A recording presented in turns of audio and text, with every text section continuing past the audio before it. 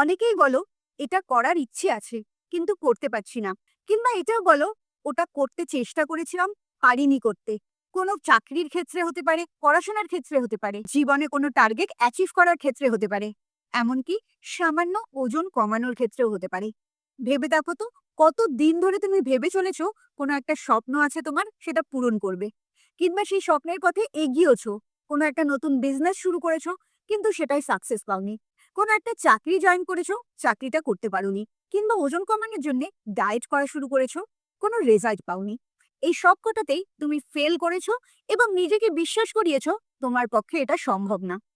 এই ঘটনাটা যদি তোমার সাথে ঘটে থাকে, তাহলে এখন শুনে নাও এর আসল কারণটা কি। শ্রীকৃষ্ণের একটা কথা আছে না, যে কর্ম করে যাও, ফলের আশা করো না। আসলে এর ব্যাখ্যাটা যদি তুমি নিজের মধ্যে আনতে পারো, তাহলে ব্যাপারটা অনেক সহজ হয়ে যায়।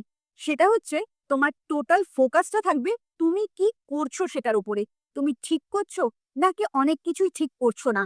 যেগুলো ঠিক করছো না সেগুলো আগে ঠিক করো। তুমি যদি 100% ঠিক কাজ করো, তাহলে রেজাল্টের দিকে তোমাকে আলাদা করে তাকাতে হবে না, রেজাল্টটা অটোমেটিক্যালি হবে। কিন্তু তুমি যদি 70% বা 80% কাজ করো, 20% কাজ করলে না, কিন্তু মনে করছো 80%-র জন্যই তুমি 80% রেজাল্ট পাবে। ইউনিভার্স বলে, তুমি যতক্ষণ না 100% কাজ করছো, ততক্ষণ কোনো রেজাল্ট পাবে না।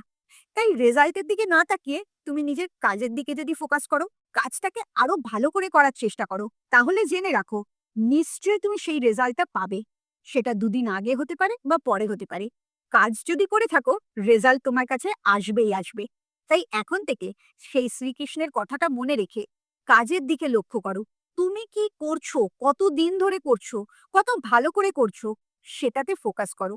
কি রেজাল্ট পাচ্ছ সেটা তোমার ভাবার বিষয় না, সেটা ইউনিভার্স তোমাকে অটোমেটিক্যালি দিয়ে দেবে।